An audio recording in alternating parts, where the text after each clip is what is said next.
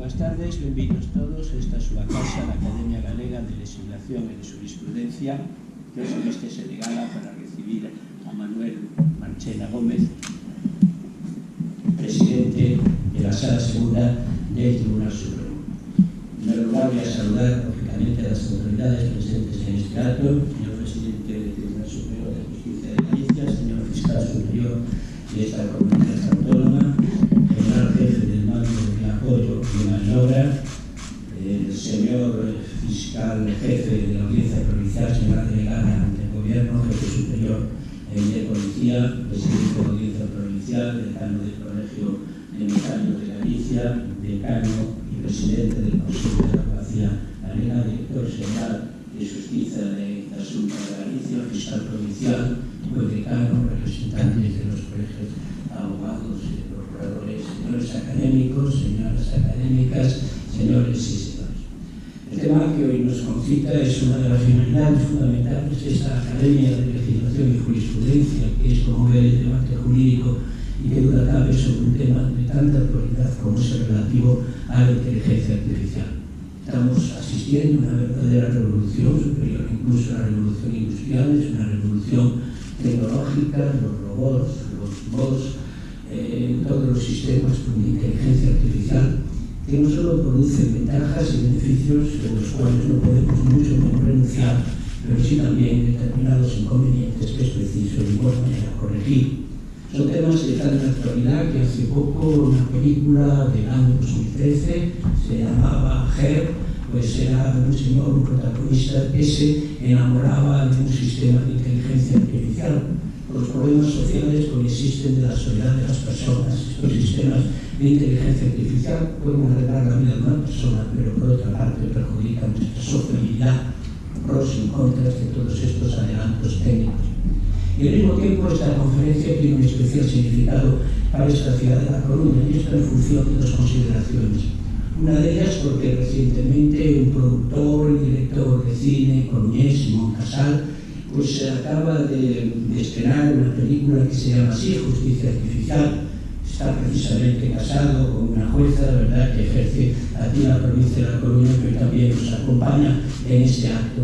Y que plantea pues, los problemas que está generando la inteligencia artificial, es decir, una justicia objetiva, estadística, que pueda sustituir o no sustituir a la justicia humana, esa justicia que se administra conforme a los principios constitucionales de la garantía de un juicio justo. En definitiva, como ven, son temas de actualidad. Temas de actualidad que convierten muchas veces lo que es pura ficción en una realidad constatada. Las novelas de Isaac Asimov, profesor de bioquímica de la Universidad de Boston, que más que conocido por su producción científica, pues por sus novelas de ciencia ficción, especialmente de robots, pues establece las tres reglas fundamentales de la robótica, en especial actualidad. Primera ley, que el robot no cause daño a los seres humanos.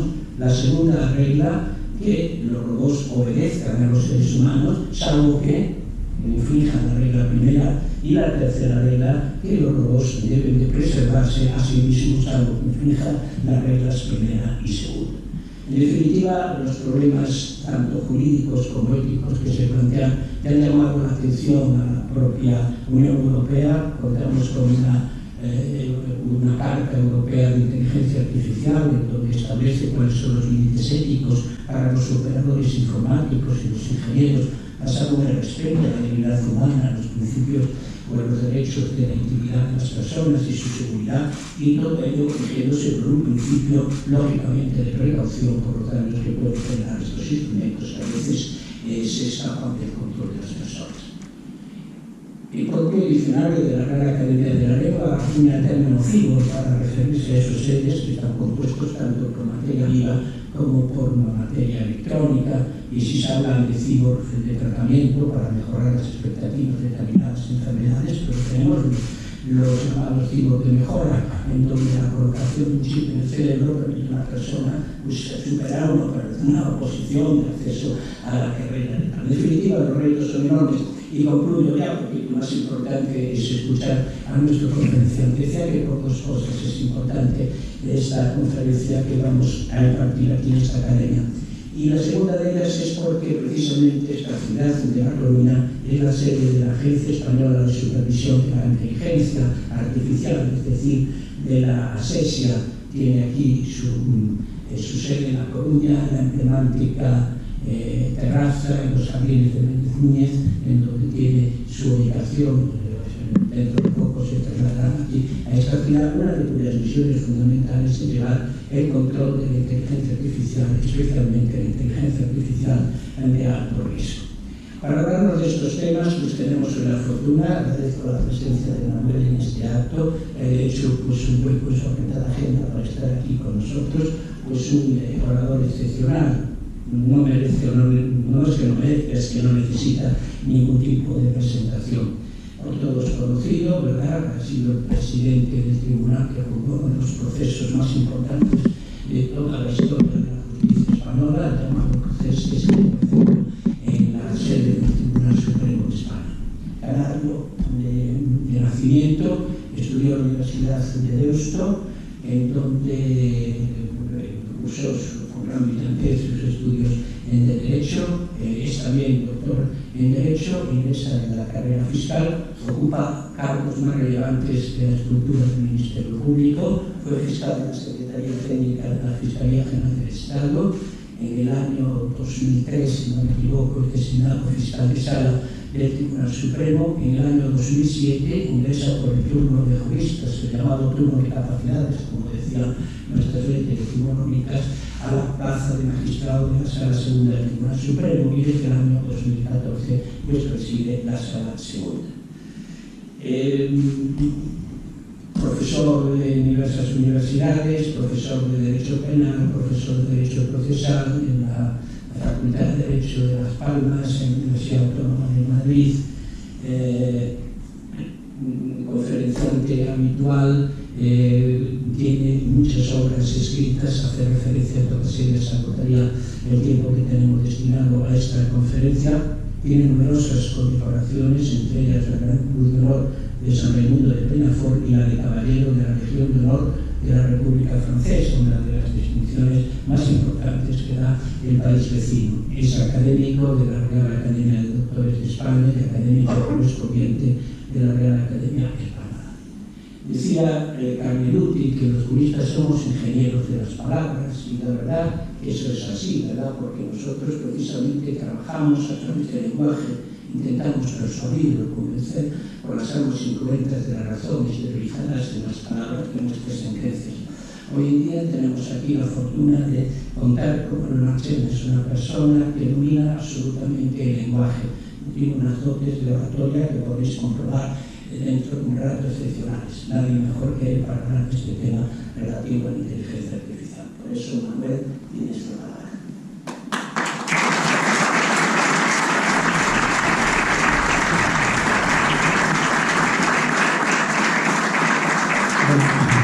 Muy buenas tardes a todos. Como siempre, el primer mensaje es un mensaje de gratitud. Yo le agradezco de corazón a Luis esa presentación que, por otra parte, sitúa las expectativas tan en alto que temo defraudarles a todos ustedes. Gracias de corazón. Comparto con José Luis Tribunal Supremo. Hoy en día creo que podríamos decir que comparto andamio, porque los magistrados del Tribunal Supremo trabajamos como becarios, se lo aseguro, y él tiene la suerte de que trabaja donde trabajan los juristas serios, que es la jurisdicción civil. Los que no sabemos otra cosa de que A golpea a B y le causa la muerte, pues tenemos que dedicarnos a la jurisdicción penal. Yo creo que todas las reflexiones sobre las sustituciones fideicomisarias, la reserva troncal, el testamento inmunuco, pues yo cada vez que veo a un magistrado de la sala de civil digo, tipo más serio, y esta es la imagen que tengo de mi querido José Luis. Muchísimas gracias por esta invitación. A mí me parece que este es un recinto especial, es un recinto lleno de historia, y desde que lo planteo vengo encantado. Gracias también a José María, el presidente del Tribunal Superior de Justicia, como no, a Fernando Suárez, al que conocí en una época en que él era joven, soltero y guapo. Porque ahí donde lo ven, hubo una época en que fue joven, soltero y guapo. Él llegó con 24 años, 25 años a Canarias, y aquí fue donde yo lo conocí. Ha cambiado mucho, pero repito que en aquella otra época era un hombre de muy buen ver. Bien, dicho esto, mi gratitud es también en fin, dirigida a todos ustedes, a las autoridades. Siempre tengo miedo de citarlas y olvidarme de alguien, así que vaya un reconocimiento colectivo a todos ellos, autoridades civiles, militares, que están otorgando relieve institucional a esta conferencia y a este acto. Y por supuesto, a todos ustedes. Yo, de verdad, que cuando he paseado un poco por la playa, he dicho, joder, hay que tener mucho mérito para irse a una conferencia. Entonces veo que ustedes han venido y digo, pues la verdad es que tienen ustedes mucho mérito. Yo no tenía otra obligación, además tenía todo el deseo de venir, pero tienen mucho mérito haber renunciado anticipadamente a otro tipo de menesteres alternativos. Bien, dicho esto, yo creo que José Luis ya ha hecho un primer avance muy certero y muy inteligente. Yo creo que la idea de la que debemos partir es que un tsunami digital, un tsunami algorítmico está recorriendo el mundo. Esta es una idea que debe constituir la premisa analítica. Y ese tsunami es algo más que lo que podríamos considerar una innovación tecnológica. El teléfono fue una innovación tecnológica que cambió algo la vida de las personas, la imprenta fue una gran innovación tecnológica que cambió también la vida de las personas, pero yo creo que lo que va a ser la inteligencia artificial en muy poco tiempo va a ser una auténtica revolución. Y es una revolución que va a afectar a todo. Está de hecho afectando a la enseñanza, a la educación, a la medicina, a lo que es el mundo de las profesiones jurídicas, y creo, en fin, ya saben que es fundamental ir a ver la película Justicia Digital.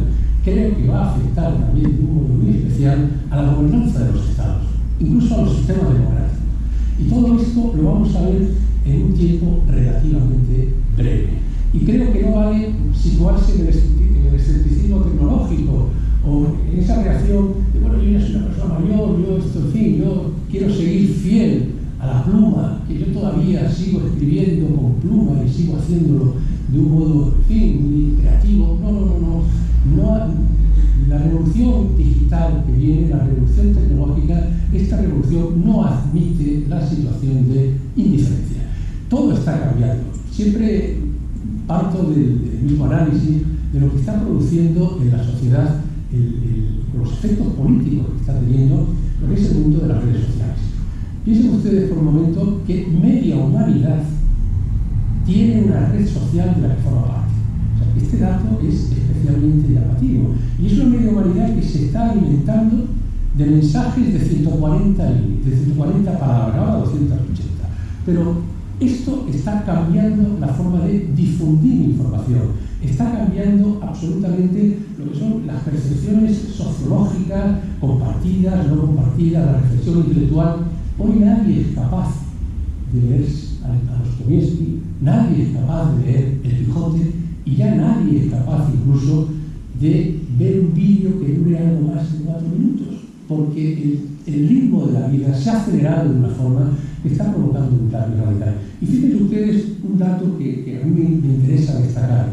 Miren, Twitter, lo que era antes Twitter, ahora X, ha reconocido que tiene alrededor de 1 billón de cuentas. Sin embargo, de las cuentas activas, reconocen que tienen en torno a 350.000, 400.000 cuentas activas. Vamos a dejarlo en 350.000 cuentas activas. Ya saben que también hay muchas cuentas que están inactivas y otras que están robotizadas y que en realidad no responden a una identidad. Bueno, pues tendríamos que plantearnos qué sería capaz de dar cualquier usuario de Twitter a cambio de seguir manejando Twitter, Facebook, Instagram y WhatsApp. Hoy es gratis. Pero si hiciéramos una encuesta, sobre todo en esa generación que vive esclavizada en algunos casos por las redes sociales, y le dijéramos, ¿tú estás dispuesto a pagar €1 al año? €1 al año por seguir usando Twitter, Facebook, Instagram. Por supuesto diría que sí, €1 al año, claro. Entonces lo primero que nos tenemos que preguntar es, ¿pagarías 10 al año? Y estoy seguro que toda la juventud, y no solo la juventud, igual cualquiera de nosotros diría, hombre, WhatsApp está muy bien, 10 euritos al año. Entonces la primera pregunta que nos tenemos que hacer es, bueno, ¿y por qué es gratis? Twitter está renunciando a cobrar, cobrar un euro por cada uno de los usuarios de Twitter, ganaría 350 millones de euros al año. Es una una empresa que dice, no necesito 350 millones al año, pero si cobrara 10, estaría ganando 3.500 millones de euros al año, de dólares en este caso, al año. Podríamos pensar, ¿pero esto cómo se explica? Bueno, pues hay quien trata de explicar esa gratuidad de Twitter un poco conectada a lo que fueron los orígenes de Internet, que aspiraban a una civilización compartida, a una aldea global en la que todo se da, en que la información no cuesta dinero. Por eso podríamos pensar, bueno, no, estas son empresas que no cobran, que dentro de su filosofía, de su política corporativa está no cobrar por los servicios que prestan. Bueno, pero podríamos aceptar esta explicación, pero fijaos, cuando Musk ha comprado Twitter, ha pagado 40.000 millones de dólares. Y bueno, aquí algo falla. ¿Cómo puede valer una empresa que no cobra nada 40.000 millones de dólares? No, podríamos decir, bueno, es que Musk es un pardillo, los negocios, no sabe negociar y ha tenido que pagar una cantidad que estoy seguro que podría haber rebajado sensiblemente. Vamos a Google. El valor de Google hace 3 años era de 800.000 millones de dólares. Creo que ya está por el billón. ¿Cuánto cuesta Google? Pero no es Google el buscador, es Google Maps. Son los repositorios de fotografía, todo lo que nos ofrece Google y que sin embargo no nos cuesta nada. Entonces, aquí hay algo escondido. Piensen, por ejemplo, que alguien ha llamado la atención, Smith ha llamado la atención sobre un hecho que a mí me produce, escalofrío. Este señor dice que en 2 días Google genera más información que toda la humanidad desde los albores. Piensen por un momento en esto.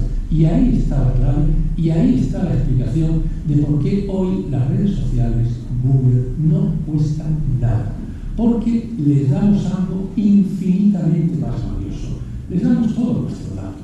Somos transparentes, nos desnudamos ante las grandes compañías de Internet, ante las grandes compañías acopiadoras de datos, ante eso que se llama la minería de datos, y que ahora con los algoritmos y la inteligencia artificial están permitiendo tener un jugoso rédito, pero que no es económico, inicialmente económico, pero que va a permitir no solo un control, comercial. Dice, no, es que yo he hablado,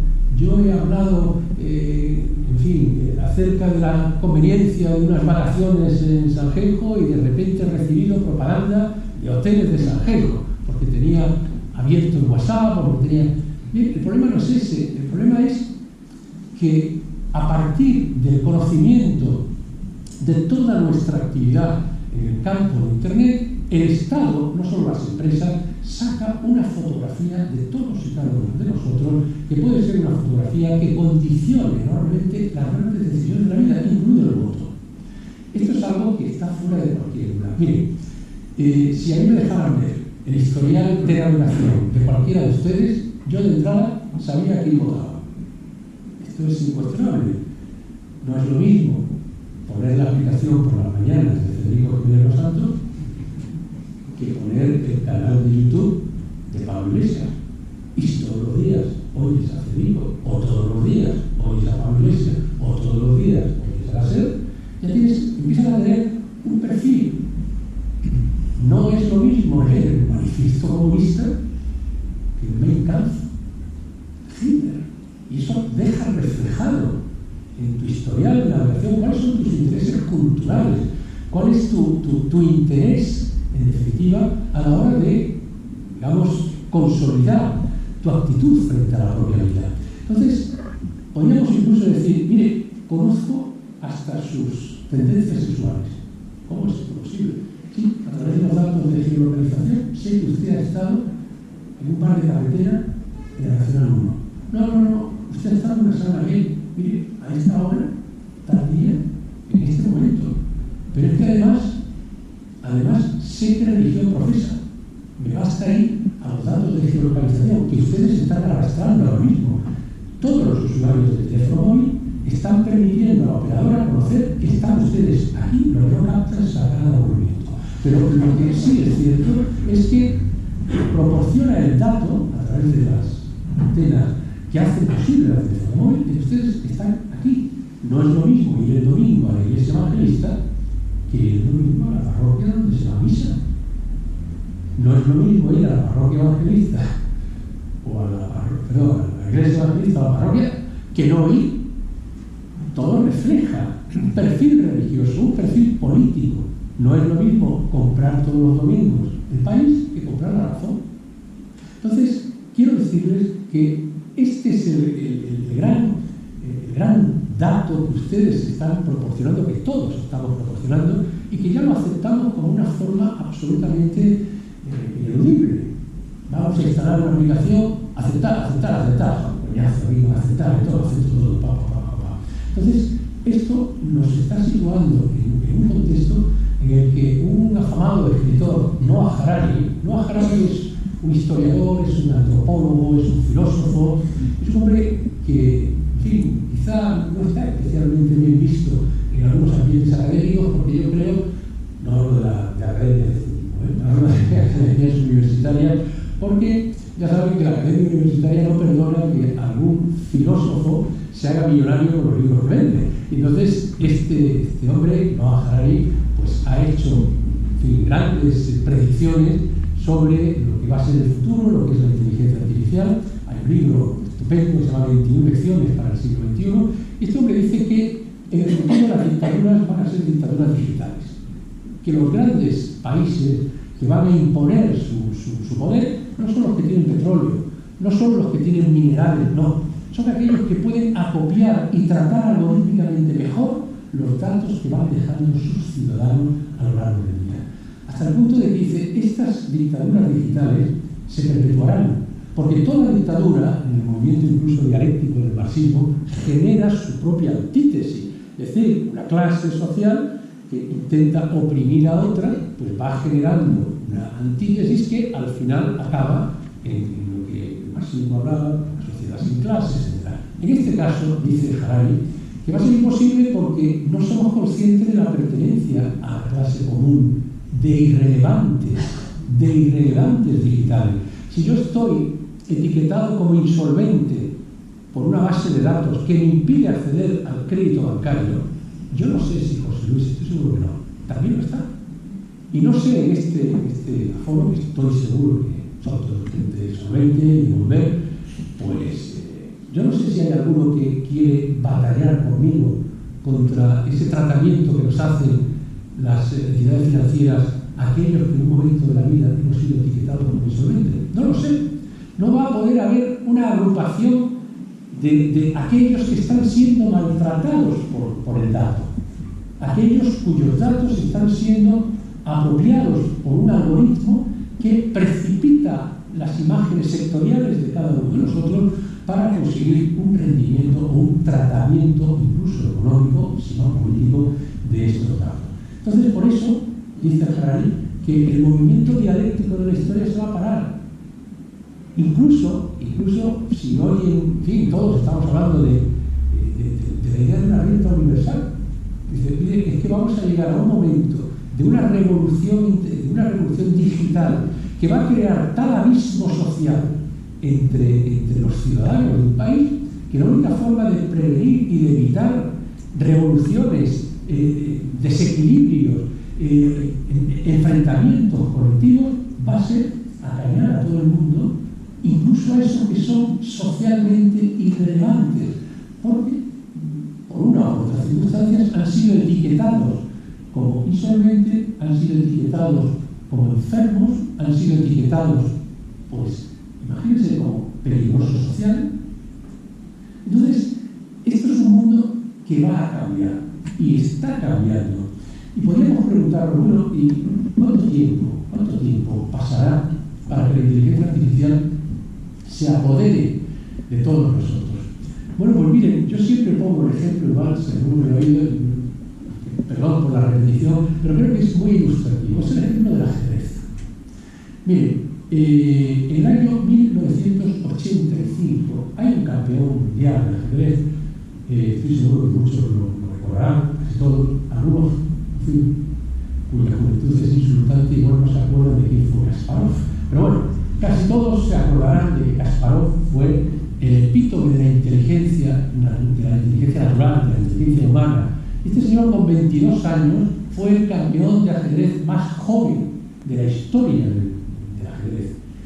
Y en el año 1985, en Hamburgo, IBM le somete a un desafío y le dice: señor Kasparov, ¿usted tendría un inconveniente en enfrentarse a un ordenador que jugara contra usted?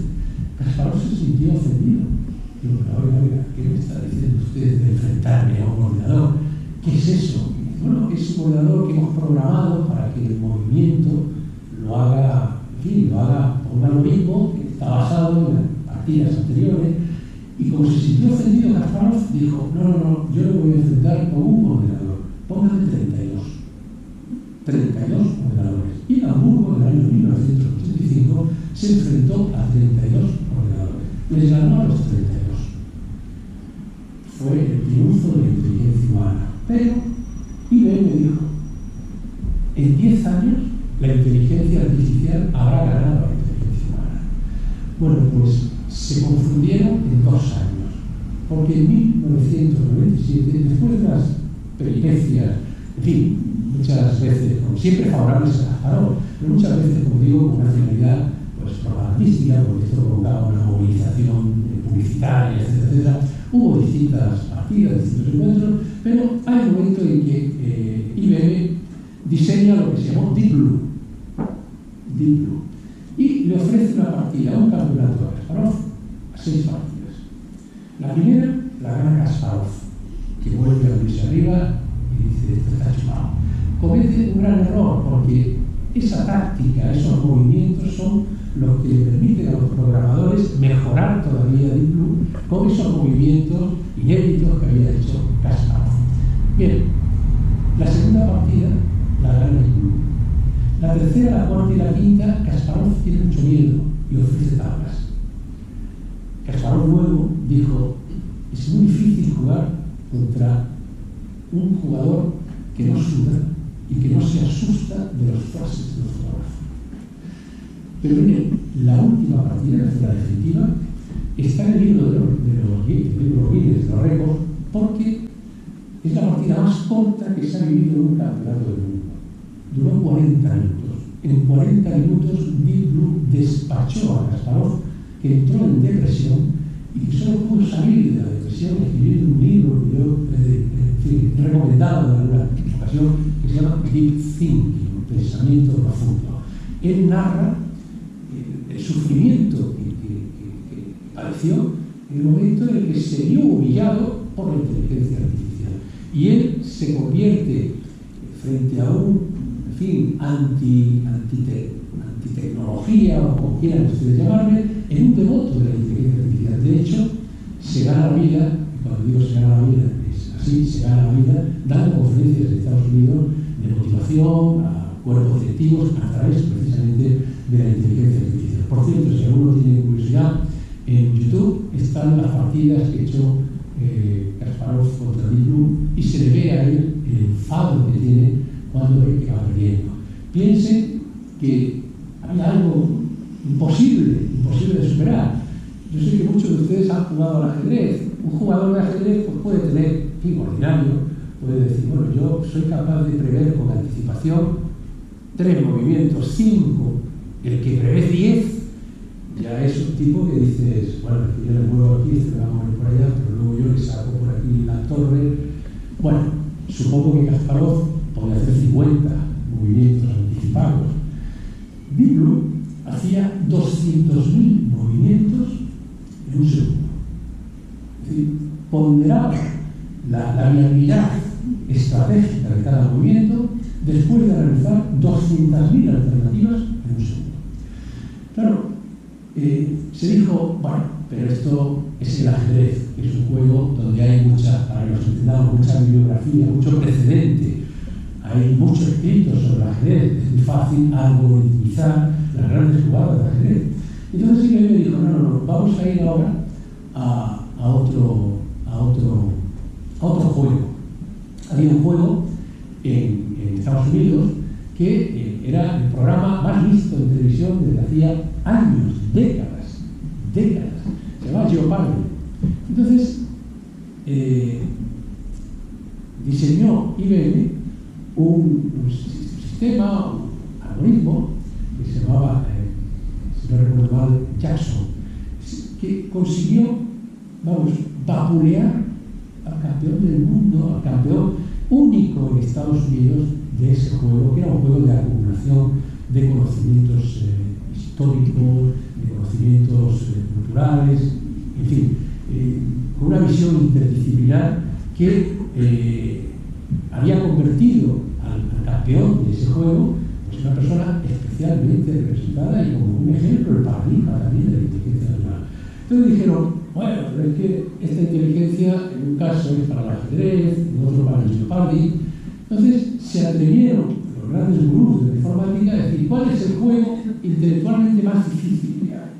Es un juego que se llama Go. Es un juego que mezcla, para que nos entendamos, las damas y el ajedrez. Entonces, para que lo entendamos, ¿no? Entonces, las posibilidades de movimiento que tiene el juego, pues requieren un coeficiente intelectual, una capacidad anticipatoria, en fin, pues, especialmente dotada por parte del jugador. Bueno, pues evidentemente jugaron y evidentemente lo que sucedió fue que la máquina ganó sin ninguna duda al más avanzado de estos jugadores. Se llamaba la máquina AlphaGo.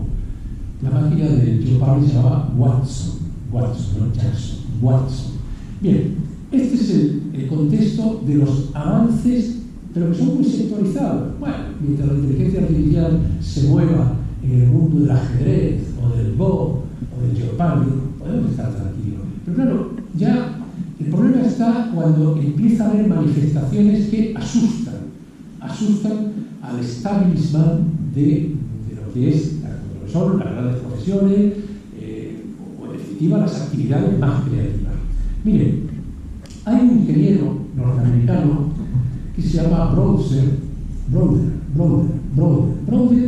Es un ingeniero que ha intentado durante mucho tiempo encontrar a un juez americano que le permita sustituir al abogado por un algoritmo. Le ha dicho, mire, si hay alguien que quiera ser defendido no por un abogado, sino por un algoritmo, yo asumo todas las consecuencias económicas que se puedan derivar de ese juicio si el algoritmo pierde la batalla. Bueno, este hombre lo único que aspiraba era a que alguien le dejara utilizar unos auriculares de tal manera que las respuestas a las preguntas que se le formularan por el juez, por las partes, él no las contestara por lo que decía el abogado, no, contestara por lo que decía el algoritmo. Este señor ha popularizado una empresa en la que, en el mundo de las reclamaciones de seguro, reclamaciones de banca, lleva más de 200 millones de dólares reclamados con éxito y a través de un mecanismo de inteligencia artificial que no exige ni siquiera que el perjudicado entre en contacto con la entidad financiera. A través de un algoritmo que capta toda la información que se está ofreciendo, pues consigue una reivindicación y consigue, en definitiva, una reclamación en la inmensa mayoría de las ocasiones exitosa. Bueno, pues Browder había conseguido que un juez le permitiera desplazar al abogado y aceptar una defensa algorítmica. Bueno, inmediatamente se movilizó el lobby de la abogacía americana y dijo, con esto no juguemos. Y estaba señalado el día del juicio, había una expectación mediática que pueden ustedes imaginar. Bueno, pues al final se suspendió y el juez no lo permitió, dio marcha atrás. Y este hombre, Browder, sigue insistiendo en que algún día él podrá demostrar que los abogados ya no son necesarios. Fíjense que podríamos plantear, bueno, pero ¿esto cuánto tiempo va a tardar? ¿Cuánto tiempo vamos a tener que esperar? Hay otro gran gurú de la informática, de la inteligencia artificial, que hace el siguiente análisis. Bueno, ha escrito un libro que se llama El futuro de las profesiones jurídicas, porque está convencido de que o nos renovamos o morimos. Hasta el punto de que Richard Susskind ha llegado a decir, en los próximos 20 años las profesiones jurídicas van a cambiar muchísimo más que lo que han cambiado en los últimos 2 siglos. Y este señor, que podríamos pensar, bueno, este es un aventurero, este tipo de afirmaciones proféticas, ha acertado todo aquello que ha profetizado. Bien, entonces la situación, ¿en qué momento se encuentra? Bueno, pues desde el punto de vista filosófico, pues hay, como todo en la vida, una gran diversidad. Miren, hay algún autor que lo que ha dicho, McCarthy, dice, miren, no exageremos, no transmitamos mensajes apocalípticos. Preocuparse hoy por los problemas de la inteligencia artificial en la raza humana, la condición humana, será lo mismo que preocuparse por la superpoblación en Marte en los próximos años. O sea, no hay que preocuparse de esto. Pero, por otra parte, hay quien dice, oiga, son los transhumanistas. Los transhumanistas, Kurzweil, en fin, Wood, son gente que está sosteniendo que vamos a un crecimiento paralelo de la inteligencia artificial, que llegará un momento en el que la inteligencia artificial superará a la inteligencia humana. Bostrom es uno de los que profetiza que ese conflicto entre la inteligencia artificial y la inteligencia humana será un conflicto que lo más probable es que cuando se llegue el momento histórico que ellos definen como superinteligencia, la inteligencia artificial dominará a la inteligencia humana.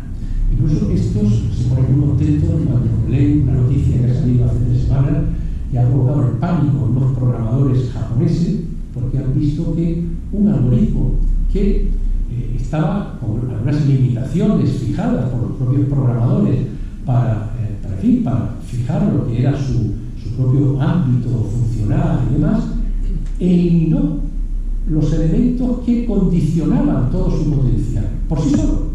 Es decir, se emancipó del proceso de programación. Esto es lo que los transhumanistas dicen, este es el momento. Vamos hacia eso. Incluso, fíjense, alguno de ellos sostiene que hay que luchar por lograr la inmortalidad. La inmortalidad. ¿Cómo es la inmortalidad? Pues algo parecido a la nigromancia. Porque dice, mire, va a ser posible el diálogo con nuestros muertos. Esto está escrito, esto no lo saca. Está escrito en monografías muy sesudas, reflexivas. Dice, miren, esto es muy sencillo. Tenemos que conseguir una copia neurológica del cerebro que sea susceptible de tratamiento autorizado, a través de un software. Y esa copia la vamos a ir alimentando con todo lo que vamos dejando en las redes sociales, en nuestros WhatsApp, en nuestro Instagram, en todo, en las conferencias que pronunciamos, en las entrevistas que alguien puede conceder, en las sentencias, en los escritos de demanda, en las escrituras de los notarios. Todo eso lo vamos a ir algoritmizando. Y cuando el notario, el juez, el médico, el ama de casa o el parado, cualquier persona que no ejerza una profesión desaparezca, pues será muy fácil.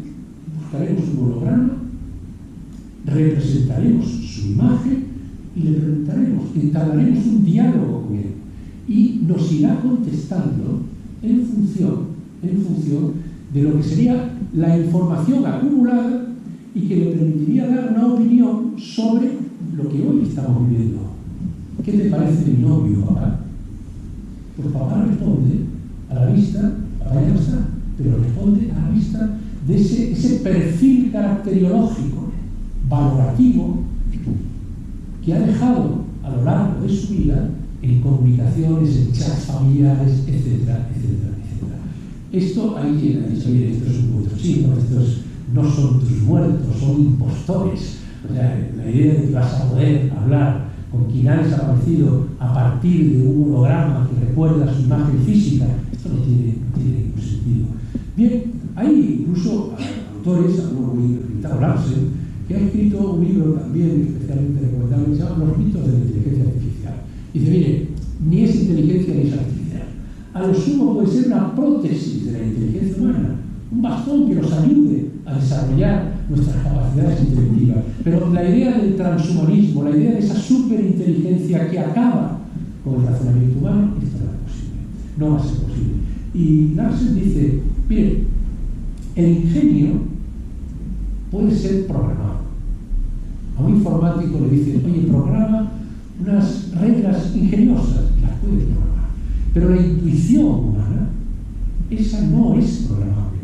La capacidad para percibir y para conectar, entrelazar distintos significantes para en un momento determinado llegar a una conclusión valorativa sobre lo que es bueno, sobre lo que es malo, y además abarcar no en el ajedrez, no en el Go, no en el Jeopardy, sino en todos los órdenes de la vida, va a ser muy difícil. Va a ser muy, muy difícil. Pero bueno, hay un momento en el que dice, bueno, pues entonces nos quedamos tranquilos. Bueno, pues yo no estaría tan tranquilo. ¿Por qué? Porque si nos metemos en lo que supongo que nos interesa más, que es el tema del impacto de esta inteligencia artificial en el mundo del derecho, en el mundo jurídico, fíjense, hay un dato que es especialmente significativo. La Fiscalía de Shanghái ha elaborado un algoritmo informáticos al servicio de la Fiscalía de Shanghái que permite formular acusaciones con un 97% de acierto, de probabilidades de éxito, es decir, de coincidencia entre la acusación que formula el algoritmo y la sentencia que pone término al procedimiento. Y podríamos plantearnos, hombre, es que el procedimiento es muy sencillo. Yo estoy seguro que, incluso para los no juristas, aquí si dijéramos, si quisiéramos, Fernando lo haría perfectamente, vamos a enseñar cómo se hace una calificación, una acusación por conducción de estado de embriaguez, o por conducción ilegal, o por conducción temeraria. Esto es muy sencillo, se van a los datos de la Policía Municipal, donde se refleja el índice de alcohol en sangre, o de aire expirado, etcétera, etcétera, y la calificación sale sola. Pero es que fíjense, el algoritmo de la Fiscalía China está formulando la acusación por 8 delitos distintos, de los cuales se incluyen lesiones, falsedades, estafas, delitos contra la seguridad del tráfico. Hay toda una playa de infracciones penales que ya están siendo abarcadas por un algoritmo que tiene un 97% de probabilidades de ser acogido finalmente en la sentencia. Podríamos quedarnos en la idea, bueno, pues no hay ningún problema, pues los fiscales se dedicarán a los asuntos especialmente importantes. Pero claro, el problema es el siguiente: si el algoritmo ya tiene un margen de error tan limitado que es el del 3%, si el 97% de las ocasiones acierta, y ese acierto es la correspondencia con la sentencia absolutoria condenatoria que dicta el tribunal, la pregunta la hacemos y sola: ¿para qué queremos fiscales? Estoy seguro que Fernando dirá, a mí con tal que me dejen el sueldo, o sea, que tampoco me importa que el algoritmo trabaje por mí. Pero claro, podríamos contentarnos con esa respuesta, pero a continuación lo que podemos plantearnos es, ¿y para qué queremos juicio oral? Si la acusación ya es la sentencia, estamos perdiendo el tiempo. Por un 3% de posibilidades, no de error, sino de no correlación entre la acusación algorítmica y la sentencia. Y ya estamos en una situación más peligrosa. Podríamos decir, nos sobran los fiscales, nos sobra el juicio oral, pero es que a continuación la pregunta siguiente es, ¿para qué los jueces? Este es el problema. Este es el problema, y es aquí donde nos situamos en ese escenario apocalíptico para mí de jueces robóticos, de jueces que puedan sustituir el trabajo humano de impartir justicia. Y ojo, ese trabajo humano que hoy más que nunca está absolutamente despreciado, descalificado y con una imagen de la justicia absolutamente deteriorada.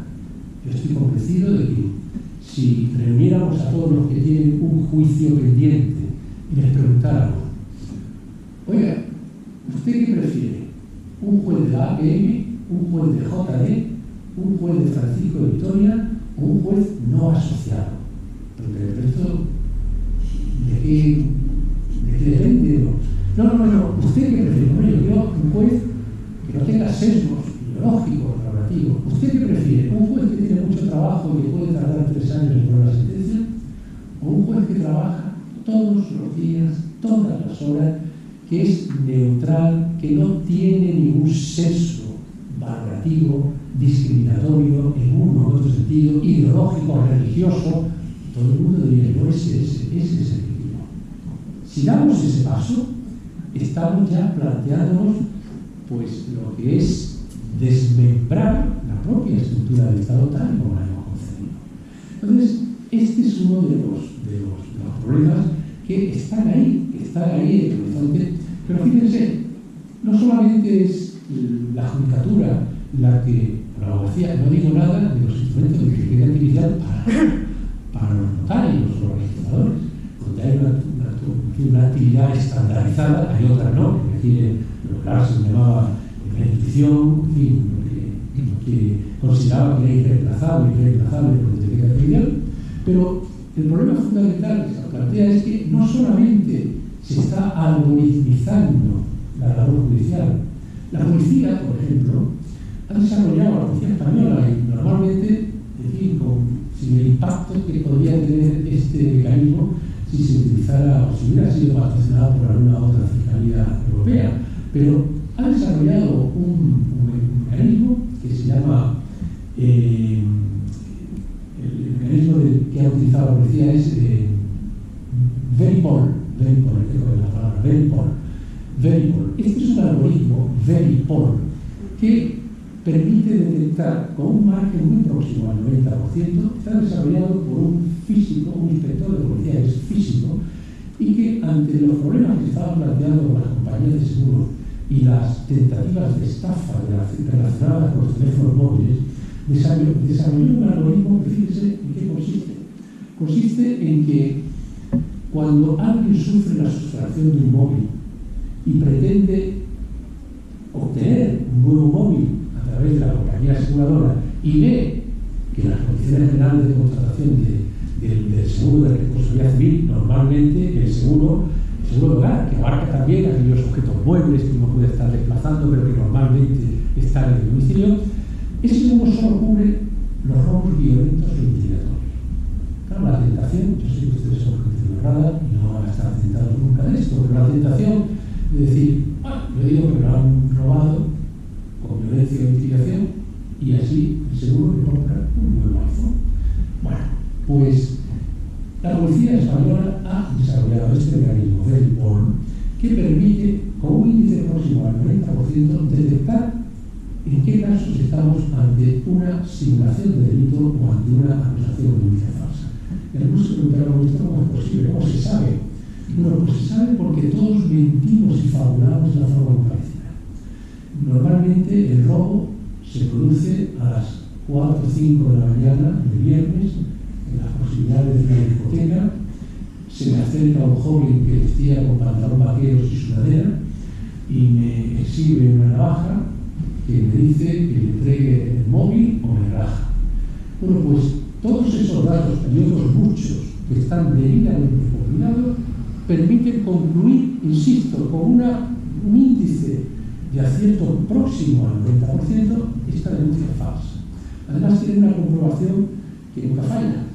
Normalmente se dice al denunciante, hemos tenido suerte, venga usted a esta forma de denuncia, venga usted ahí, porque había una cámara del BBVA que ha grabado exactamente en el sitio donde usted ha dicho que le han robado recibiendo una navaja. Bueno, mire, yo en realidad ya quiero retirar la denuncia porque ya me ha pagado. No, tiene que venir. Claro, ahí, en términos jurídicos, ya saben ustedes que hay delito de simulación de delito o acusación de denuncia falsa en función de los términos de la denuncia y una estafa consumada si se ha comprado el móvil o un grado de tentativa si no ha conseguido todavía el móvil o los papeles de la compañía de seguro se han garantizado. Pero no solamente es eso, sino que es que la policía holandesa y la policía suiza han desarrollado un sistema que se llama SWIFT. Miren, es una niña creada por inteligencia artificial. Es una niña que entabla diálogos con los pederastas y que se somete a las indicaciones que le hacen los pederastas. Ahora hace esto, ahora hace otro. Es una niña de 8 o 9 años. No existe, esta niña no existe. Es un fenómeno de inteligencia artificial. Bueno, pues según los datos que han sido publicados, cada año suelen detener en torno a 120.000 pederastas que han contactado con su vida. Claro, el problema, desde el punto de vista jurídico, piense que ya de entrada hay un problema En fin, seguro que provocaría división de opiniones en la sala. Pero el problema es, oiga, el bien jurídico ahí, digamos, menoscabado, adulterado por el delito, ¿cuál es? No hay corrupción de menores, no hay identidad sexual, no existe. No existe. Otros dirán, sí existe, porque si fuera una niña, estaría dañando. Bueno, este es un debate, pero fíjense lo importante que puede ser la utilización de mecanismos algorítmicos en la investigación del delito, mecanismos algorítmicos en el dictamen de la sentencia. Entonces, no solamente es en el terreno penal, en el ámbito penitenciario, ya en Cataluña se ha generalizado algoritmo que RISC-V se llama, que permite predecir el riesgo de caída del delito para aquellos presos que están en el tercer grado. Biogen es otro algoritmo, parece el nombre de un jabón, algo Biogen, permite predecir el riesgo de recaída en momentos de violencia de género. Claro, todo esto parece que tiene que ser aplaudido, pero yo quisiera hacerles llegar una reflexión. Oiga, ¿qué hacemos con esta justicia que te etiqueta para siempre? Que te dice, tú has sido un tipo con antecedentes penales, tú eres miembro de una familia desestructurada, y tú siempre me preguntes el algoritmo, porque el algoritmo, el oxígeno que tiene es estadístico, no tiene otra cosa, es la estadística sobre tu propia trayectoria. Entonces, por eso les decía, si te condena el algoritmo y te pone una vez la etiqueta de que tú eres un peligroso social, ¿cómo superas esa etiqueta? En el momento en que por una u otra circunstancia, porque has conocido a la mujer, al hombre de tu vida, has deseado dejar la droga, has empezado a trabajar, te has convertido en una nueva persona que sí puede ser merecedora de beneficios penitenciarios, que puede ser merecedora. No, lo siento, pero el algoritmo dice que usted es un peligro social. Hay un caso, es el caso Loomis, que es un caso Loomis, que se dio en el estado de Wisconsin, en Estados Unidos, que es especialmente llamativo. Loomis es un chico de raza negra que mantiene un tiroteo, no especialmente peligroso, tiros al aire con la policía, porque huye en un coche robado. Cuando a Loomis lo cogen, pues él acepta una condena de 5 años. Pero está absolutamente confiado en que le van a permitir una libertad condicional, porque de hecho el fiscal, en esos procesos de negociación sin límite de la justicia americana, le ha transmitido la idea de que va a ser posible un régimen penitenciario pues, muy suave y no va a haber un problema. Bueno, ¿cuál es el problema? El problema fue que el fiscal, la Fiscalía de Wisconsin, tiene un programa informático que se llama Compass. Y el fiscal le da a la tecla y busca la información de Loomis. Y resulta que Loomis es un hombre de raza negra, es un hombre de una familia desestructurada, vive en un suburbio y tiene antecedentes penales. Y el algoritmo Compass dice que es un peligroso social. Y le revoca. Y Loomis trata de defenderse diciendo que no, que lo he sido, ya no lo soy. Bueno, pues esto determinó que Loomis recurriera a esa sentencia y que al final la sentencia está en internet y que al final el tribunal americano, es una especie de dentro del circuito federal, el Tribunal Superior de Justicia de aquí, valida el sistema Compass y dice que está muy bien, que no tiene que ser siempre y en todo caso determinante, pero ¿qué problema hay? Que el fiscal pueda valerse de este tipo de algoritmos. Bueno, pues los informáticos de la Universidad de Wisconsin lo que hicieron fue analizar este algoritmo y llegaron a la conclusión de que tenía unos sesgos increíbles. Tenía sesgos raciales, tenía sesgos, curiosamente, feministas, porque trataba mejor a las mujeres, por una sencilla razón, porque estadísticamente la población reclusa en Estados Unidos pues es fundamentalmente masculina. Entonces, cuando al robot le preguntas qué antecedentes hay para permitir llegar a la conclusión de que esta mujer es una peligrosa social, a la hora de entrelazar toda la información, constata que allí, en Estados Unidos, pues no hay mucho peligro para que una mujer la deje en libertad, porque no forman parte de lo que es el núcleo duro de la población reclusa. Mire, todo lo que está viendo desde el punto de vista de la justicia predictiva es especialmente peligroso. Los chinos, volvemos a hablar de los chinos, ya están desarrollando sistemas de los que ya se anuncia en prensa especializada, que ya permite detener antes de ir a cometer el delito, a través de reconocimientos faciales, que digan la zona en la que estás, muchas joyerías, espacio habitual de atracos a joyerías, la persona con la que estás paseando por la acera, el hecho de llevar una bufanda que te permite pronto convertirlo en un pasamontañas. Todo esto determina que en algunos casos se esté hablando hasta de justicia predictiva, que de alguna manera facultaría a la policía a detener, porque usted lo que tiene es el pensamiento de delinquir. Fijaos hasta dónde llegamos. Acordaos de la idea del pensamiento nunca delinquir. Entonces, todo esto está cambiando radicalmente nuestra forma de ver. Miren, desde el punto de vista de los ciclistas, en Inglaterra, en el Reino Unido, se ha desarrollado un sistema que lo ha implantado el personaje del que antes hablaba, Richard Susskind. Y es un sistema que permite reclamar lo que llaman aquí small claims, las pequeñas reclamaciones, pero son pequeñas, están entre 6.000 y 7.000 libras. Y consiste en lo siguiente: tú tienes dos opciones, o el canal ordinario para pleitear, con 2 instancias, abogado, etcétera, etcétera, o sencillamente tú puedes, digamos, alimentar un ordenador, está allí en las sedes de la Administración de Justicia, con los datos, por ejemplo, de que alguien te debe dinero. El ordenador inmediatamente detecta, primero, la autenticidad del documento, si el documento es falsificado o no es falsificado. Inmediatamente después detecta la idoneidad jurídica de ese documento para generar una fuente de obligación, imagínate, un contrato de arrendamiento. Inmediatamente emplaza por correo electrónico al demandado. Y el demandado introduce sus recibos, que son analizados en su integridad y analizados también en su capacidad solutoria. E inmediatamente después se le da una sentencia la sentencia puesta. Claro, ¿cuál es el problema? No hay doble instancia. Cuando un algoritmo, con esos índices estadísticos de acierto, emite su sentencia, ¿qué hacemos? Ponemos otros 3 algoritmos en un órgano de apelación mejor programado. No tiene sentido.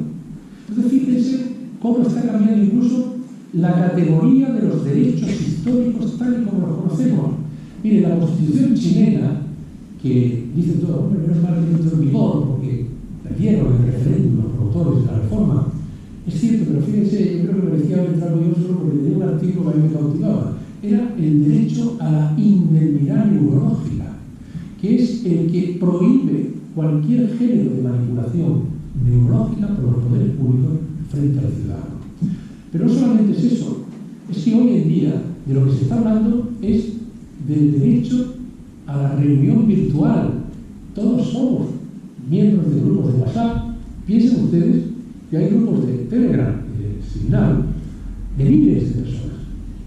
¿Puede el Estado, en un momento determinado, decir, vamos a regular esta acumulación de grupos y vamos a establecer, por ejemplo, un límite, vamos a exigir un control sobre, digamos, la materia que provoca esa aglomeración de usuarios de WhatsApp, de Signal, de Telegram?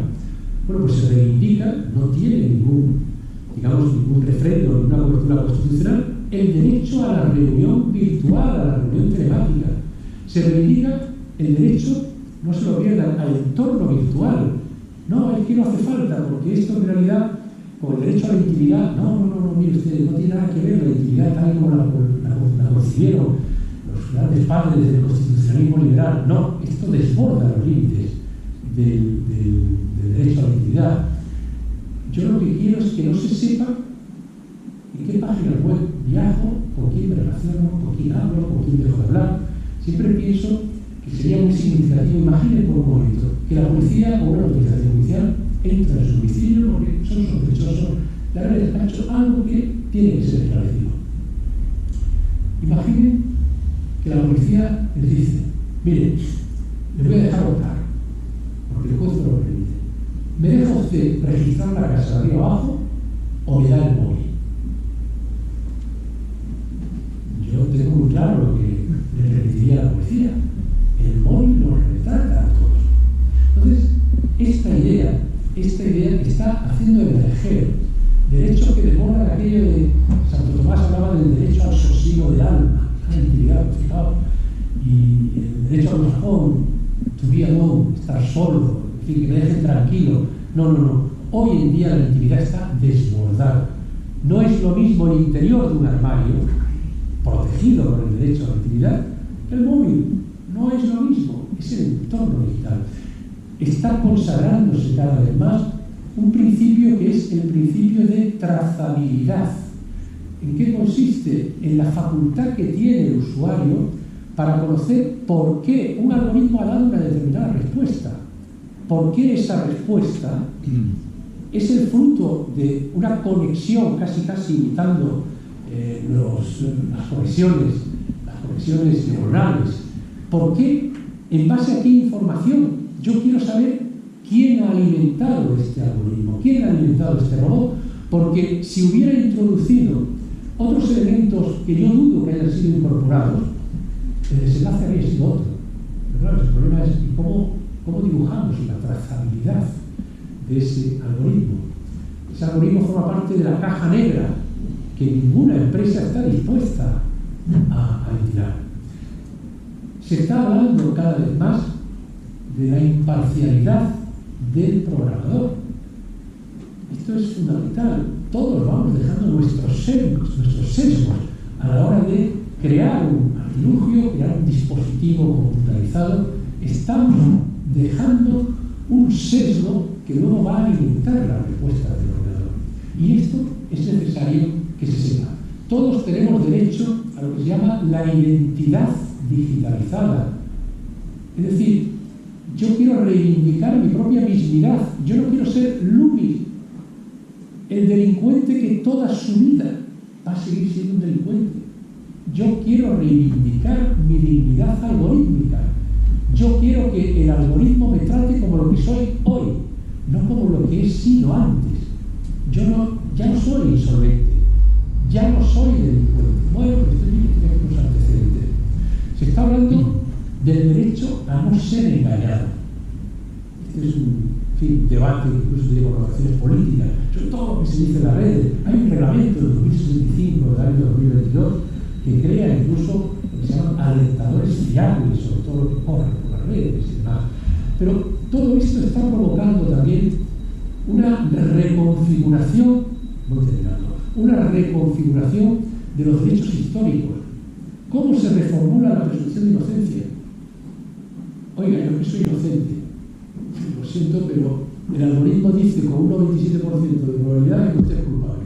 ¿Cómo me defiendo yo ante el algoritmo? ¿Cómo me defiendo ante una resolución adversa? No tengo doble instancia. No hay un algoritmo mejor programado que otro, porque yo no lo puedo reconocer así para establecer un doble escalón jurisdiccional. ¿Cómo hacemos valer el principio de publicidad? Acuérdense de la frase de Mirabeau, el revolucionario francés en la asamblea: no me importa que me enjuicien mis enemigos con tal de que lo hagan públicamente. La publicidad era un mecanismo de fiscalización de la arbitrariedad del juez. Ojo que te están viendo. ¿Cómo hacemos valer el principio de publicidad en una justicia robótica? Consistirá en que pasen todos, por favor, que le voy a dar a la enter. Ahí está la justicia. Esto no tiene ningún sentido. Y todo esto hay que reformularlo. Estamos hablando de que una justicia robótica será una justicia que solo hace gala de su fidelidad estadística. El juez robótico dirá que esto es estafa, porque el Tribunal Supremo en 500 asuntos anteriores ha dicho que es estafa. Pero el problema fundamental es que este asunto obliga a cambiar la jurisprudencia. No lo cuente, pero nosotros a veces invertimos el silogismo aristotélico. Esto dice premisa mayor la ley, premisa menor el hecho, desenlace. Hay veces que empezamos por el final. Por supuesto, es un magistrado muy serio, pero hay ocasiones en que el asunto presenta tales singularidades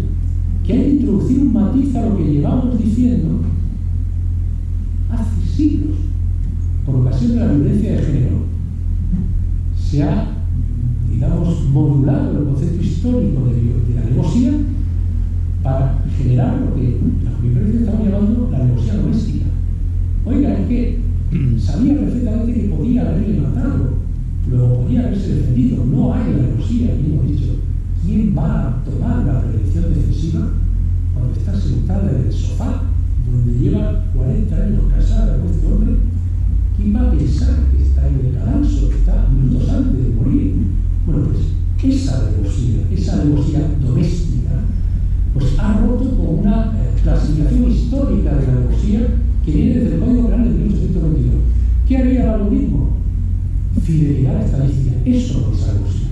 Porque lleváis 200 años diciendo que eso no es alevosía. Se va a fosilizar la jurisprudencia.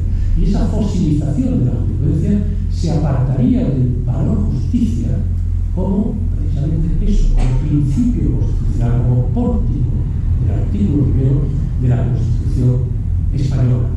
Y luego, por supuesto, la justicia no puede perder el rostro humano. Y sobre todo, no olvidemos que los jueces somos algo más que fabricantes de sentencias, que damos respuestas jurisdiccionales a conflictos sociales. Es cierto que eso hay que hacerlo, pero la estructura del Estado, tal y como hoy se entiende, configura un poder judicial integrado por magistrados inamovibles. El algoritmo lo puedes reprogramar cuando no te gustan sus resoluciones. Inamovibles, independientes, sometidos al imperio de la ley, y que de alguna manera, siguiendo, en fin, lo que el maestro García Enterría publicó hace ya mucho tiempo, la lucha contra las inmunidades del poder. Esa lucha contra las inmunidades del poder sería estéril cuando es el poder el que programa el algoritmo llamado al control y la fiscalización. Yo sé que, en fin, es un escenario distópico, pero el Consejo General del Poder Judicial, por más que nos quejemos, tiene que seguir funcionando. Tiene que seguir funcionando. Y los jueces tienen que seguir poniendo sentencia. Otra cosa es que convirtamos la inteligencia artificial en un instrumento, digamos, de colaboración en las funciones jurisdiccionales para hacer frente a actuaciones que son estandarizadas, que formalmente se repiten una y otra vez, que son preceptos y resoluciones formularias. Ahí sí vale la inteligencia artificial, pero por supuesto, incluso aunque sea trabajo estandarizado, tiene que estar siempre sometido al control de un juez. Que la justicia no pierda el rostro humano en el campo.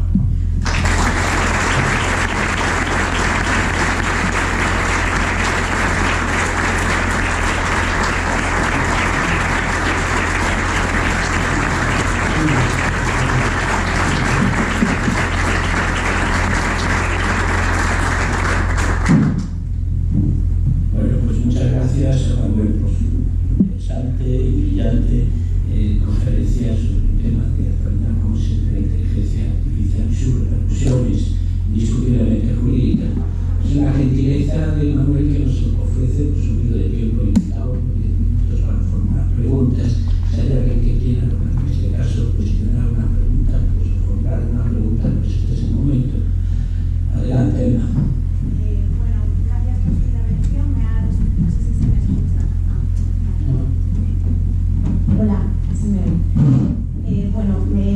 Gracias por su intervención. Decía, me ha resultado muy interesante. Parece que plantea un escenario de ciencia ficción, pero bueno, yo creo que está a la vuelta de la esquina, ¿no?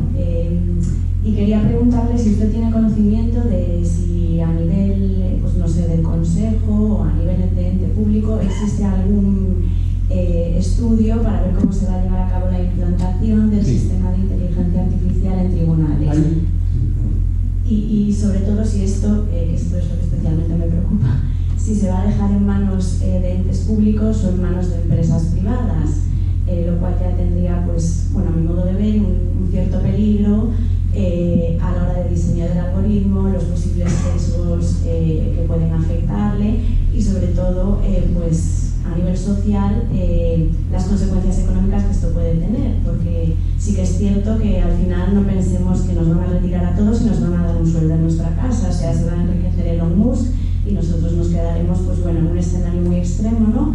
Pero con nuestra tarea un poco limitada y un poco pues apartados de la situación. Entonces no sé si tiene conocimiento de... Sí, vamos a ver, yo he prescindido en mi intervención de cualquier referencia normativa, porque digo, por si alguien igual no está muy familiarizado. Hay una batería de normas en el ámbito de la Unión Europea y el Consejo de Europa acaba de aprobar también una resolución sobre inteligencia artificial, como digo acaba, es de hace 4 semanas. La Unión Europea ha sacado lo que falsamente se llama ley de inteligencia artificial. Ya saben que en la Unión Europea no hay leyes de inteligencia artificial, hay reglamentos.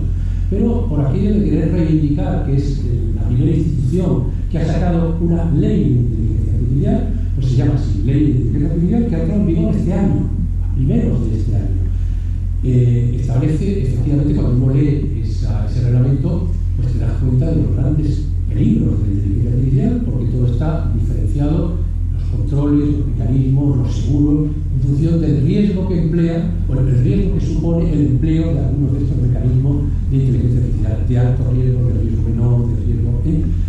Ahí, efectivamente, está también, como digo, el libro blanco de la inteligencia artificial, pero el problema está en que todas las soluciones normativas están llegando tarde. Permitidme una reflexión pretenciosa. Yo escribí hace un tiempito un librito, un opúsculo que se llamaba Inteligencia Artificial y Jurisdicción Penal. Entre que yo lo llevé a la imprenta y cuando salió publicado, ya el opúsculo, en fin, estaba resuelto. Fíjate, en la ley de inteligencia artificial de la Unión Europea, el problema que se ha planteado es que tardaron 3 años en negociarlo. Y cuando ha salido, pues no contempla el principal problema que tiene la inteligencia artificial, no menciona el ChatGPT. Y claro, una ley de inteligencia artificial que diga, este es el futuro, por fin la Unión Europea ha abarcado los grandes problemas, y se encuentran con que el mismo día en que se aprueba, luego hay, en fin, los trigos que se tuvieron que hacer entre la Comisión, el Parlamento, el Consejo y tal, para llegar a una solución pactada, claro, se encuentran con que, oye, que ha salido una cosa que se llama ChatGPT y que está dando unos problemas de propiedad intelectual absolutos. Todos estamos muy contentos porque dice, escríbeme una carta de amor de fulanito a menganito, o menganita, te la escribe, pero en realidad está copiando una carta de amor que circula por internet. Escríbeme una novela policíaca al estilo de Lorenzo Silva. Por supuesto no se la inventa. Extrae de Lorenzo Silva giros, etcétera, etcétera, y la escribe. Entonces, los problemas que se están planteando de inteligencia, de vulneración del derecho a la propiedad intelectual, pues están sin abordar. Los grandes creadores, yo no sé si habéis hecho una prueba, yo si hubiera traído, en fin, si tenéis alguno del programa de ChatGPT o el Copilot, le dices, dibújame, imagínate, un juez español abrumado en el momento de dictar sentencia. Y te lo dibuja, pero no se lo inventa. Estás sacando la información que hay, el dibujo de una toga que ha visto. Entonces, esto está planteando unos problemas de primerísimo orden que no están ni siquiera insinuados todavía en la ley antonomásica de inteligencia artificial. Con lo cual, hay muchísimos textos. Luego también digo otra cosa. La Agencia Española para el Control de la Inteligencia Artificial, con sede aquí en Coruña, va a tener un papel, vamos, estelar en lo que es precisamente asegurar la trazabilidad de los algoritmos, asegurar la falta de sesgos, y me consta que la persona que lo dirige o que lo preside es la primera autoridad nacional, incluso europea, en el mundo de la inteligencia artificial. Pero todo esto hace que vayamos efectivamente por detrás. Y lo que tú cuentas de que nos quedamos todos, en fin, es que el problema fundamental es el siguiente. Vamos a ver. Como hay mucho notario, voy a poner el ejemplo de notario. Voy a poner aquí otro ejemplo. Uno sacaba las oposiciones de notaría 25, 24, 28, 30 años, en fin, en función de las privilegios de la vida de la edad que sacara, y uno sabía que hasta el momento de la jubilación iba a seguir siendo notario sin ningún problema, no iba a haber la más mínima dificultad, porque mi formación como jurista me va a permitir pues, utilizar las actas, los problemas sucesorios, los problemas de fusiones, de sociedades, etc. No hay ningún problema. Yo soy notario y me jubilaré de notario, correcto. Pero el problema es que en 5 años la forma de concebir la fe pública Bueno, fijaos lo que ha producido la firma electrónica, etc. Pero la forma de concebir con mecanismos de inteligencia artificial va a determinar que algunos notarios, si han mantenido ese escepticismo tecnológico, yo no me adapto, esto a mí no me interesa, pues encontrarán que dentro de 15 años el notario de al lado pues permite unas nuevas tecnologías a la hora de autorizar una escritura que le van a provocar el fenómeno de la obsolescencia existencial. Dejemos el ejemplo notario, podemos hacerlo también con el juez. Que no sepa manejar hoy mecanismos que son también de inteligencia artificial, con la base de datos que se están elaborando aquí en España tenemos de jurisprudencia. Es tan sencillo como que usted pone el nombre del ponente y el asunto del que va a tratar, en fin, como abogado, el recurso o la demanda, y ya le hace un análisis de la viabilidad a la vista de las resoluciones que tiene ese ponente, por ejemplo, en casación. Hay un estudio de quiénes son los jueces que más recursos estimamos, que más recursos rechazamos, los que condenamos en costas al abogado, los que no condenamos en costas, y todo esto permite efectivamente hacer una predicción que de alguna manera facilita la tarea. Pero imagínate por un momento un señor que ha nacido en Vietcong, su abuelo plantaba arroz, su padre plantaba arroz y él ha nacido para plantar arroz. Dentro de 5 años, la forma de plantar arroz habrá desaparecido. O se adapta a este ciudadano y probablemente no se va a adaptar. Entonces lo que Harari llamaba esa legión de irrelevantes. Entonces, también es cierto que llegar al temor a que qué va a ser de nosotros. Yo he leído algo que me llamó poderosamente la atención. ¿Ustedes saben cuál fue, en los años difíciles de Estados Unidos, de Nueva York, la huelga más violenta que ha habido en Manhattan? Es una cosa curiosísima. La de los ascensoristas, esos motores de película. El ascensor no tenía memoria. Es decir, en un piso de 80, en un edificio de 50 pisos, pues se subía uno y daba y no se quedaba grabado. Entonces tenía que haber, señor, a cuál va, Bueno, pues cuando se descubrió, alguien inventó la memoria de los ascensores, de tal manera que cualquiera que llegara apretaba y el ascensor subía y bajaba solo, pues se quedaron sin trabajo los ascensoristas. Y dicen que fue una de las huelgas más violentas que ha habido en Estados Unidos, con enfrentamientos de orden público. Entonces, hay quien sostiene que la única forma para evitar lo que puede ser un futuro de enfrentamiento, un futuro de personas absolutamente desconectadas de toda ilusión, sin capacidad, es la mente universal. Es así. Entonces es crear una sociedad subvencionada. Una sociedad en la que esperas que te arreglen el problema. Yo no sé si habéis manejado, por ejemplo, las posibilidades que te da la inteligencia artificial para crear un logo. Bueno, es que es algo increíble. Yo tengo noticias, cuando lo pregunté, ¿cuánto había costado el logo del Banco Santander? Habéis visto ese cojito, una lágrima, como una cosita. Bueno, pues es un dinero, porque es un diseñador de lo más. Yo le digo a Copilot o a ChatGPT, eso sí, la versión de pago, le digo, diséñame un logo para una empresa bancaria, de una clara vocación, en fin, familiar y conectada a un entorno geográfico ligado a la comunidad cántabra. Y le doy que saca 50 logos. Y le digo, no me lo pongo en naranja, lo quiero rojo. Y te lo hace rojo. Un logo que refleje a la Asociación de Abogados del Estado y que conecte la defensa del abogado del Estado con el patrimonio de la hacienda pública. Y los años desde 1886, me parece que fue cuando se crea el poco. Le das y te hace lo que quieras.